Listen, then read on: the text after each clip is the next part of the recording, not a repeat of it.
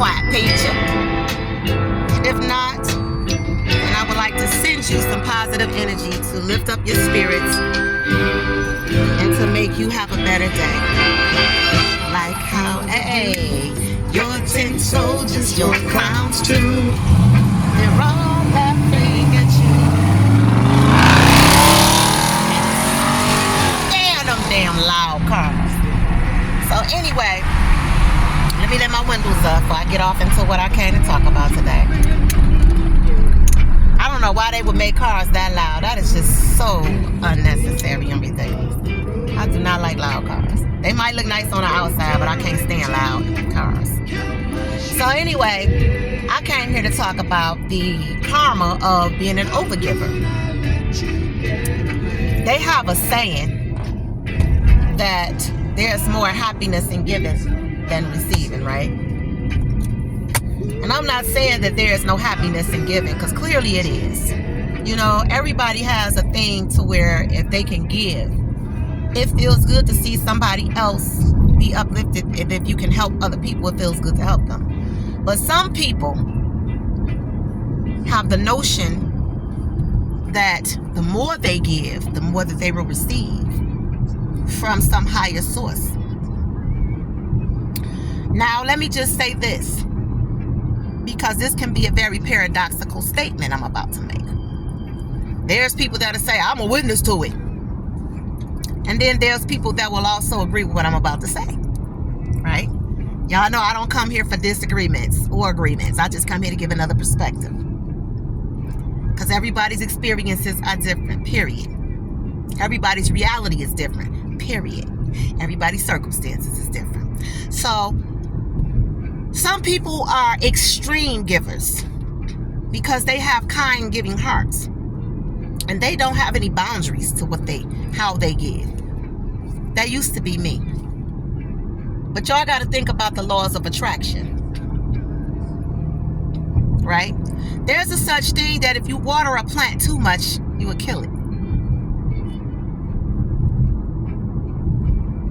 So I'm saying all of that to say, when you overgive, you kill the universe's opportunity to reciprocate that energy back to you. And when you do that, you find yourself in situations that is unevenly yoked, that's unrequited, whether it's with love, whether it's with material gain, whether it's with your energy, whether it's with all the above, no matter what it is. If you find yourself emotionally exhausted or emotionally bankrupt, because all you do is try to understand everybody, and then the minute you need some understanding, everybody ghosts you. Or you find yourself, always trying to be there for everybody, listening to everybody's problems, always trying to go out of your way to go help everybody else. And then when you need that help or you need that ear, you find yourself being ghosted by everybody. Or finding yourself pulling your own self through the darkest moments of your life and getting through it by yourself. 9 times out of 10, if you've experienced that, it's because you are an overgiver. You're watering the plant too much. You've put too much water in the flower and you've killed it. You understand what I'm saying? It's okay to be a beautiful person and be a giver. But at the end of the day, don't nobody give a damn what you got to go through to give. Nobody cares what you taking away from yourself to give. Nobody cares what you may be taking away from your household to give, as long as you're satisfying their gratification or whatever they need, or you're helping them out of whatever situation they're in. This is why most people have the ability to just take. That's also unrequited. But those type of people, they never be happy either, because they never end up maintaining anything. Them type of people could get $1 billion, and that $1 billion will be gone in 6 months. Because they don't appreciate nothing. Overgivers. You could get $1 billion and your $1 billion will be gone in 6 months. Because you don't know how to have self-preservation. Now, balance and equilibrium is how the universe works. That's what the universe responds to. So if you're constantly giving, the universe ain't going to give you back what you give. And you're going to wonder why you're always running into people that's constantly taking from you. Why you always in relationships where you always loving the person and they don't ever love you back the same. Or friendships and relationships where you're always loyal to everybody and nobody is never loyal back to you the same. Because you're an overgiver. There is not more happiness in giving than it is receiving. There's more happiness in balance. That's where the happiness is. A lot of times people don't have boundaries, and then when you go to set those boundaries, people will try to make you feel guilty. But you're not doing nothing wrong to anybody because you're setting up boundaries. What you're doing is you're taking care of yourself. Self-preservation, baby. Learn the laws of thermodynamics. Energy cannot be created or destroyed.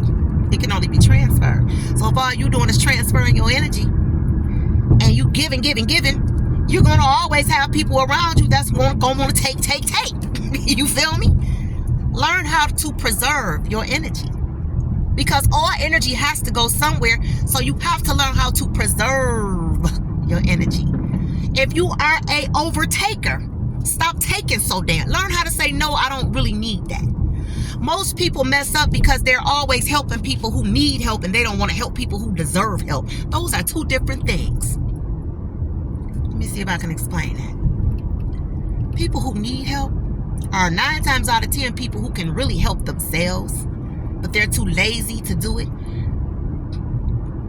So they'd rather have somebody else do it, and they try to play and act handicapped or try to play dumb like they don't know what to do. Yes, they do. A lot of times, yes, they do. They just don't want to do it. They'd rather somebody else do it. And these type of people are so shameful, they will really sit and go without. They will sit and go without just because nobody else will do it for them. So they can sit there and have a pity party. And what do we do as people? We always want to go somewhere and help people with these pity parties. A lot of times those pity parties ain't nothing but a big hoax. Because some people like people feeling sorry for them. You know why? Because they want somebody to hold their hand and walk them through it. Oh, I'll help you. What do you need? I can do it. Quit giving to people who don't deserve help. People who deserve help, you know what they're doing? They're already helping themselves. People who deserve help, they just need a stepping stone. And those are always the people nobody never want to help. They always want to help the trifling people. Or the people that come up with 1,000,001 excuses why they can't do this or why they haven't done that. Let me tell you something.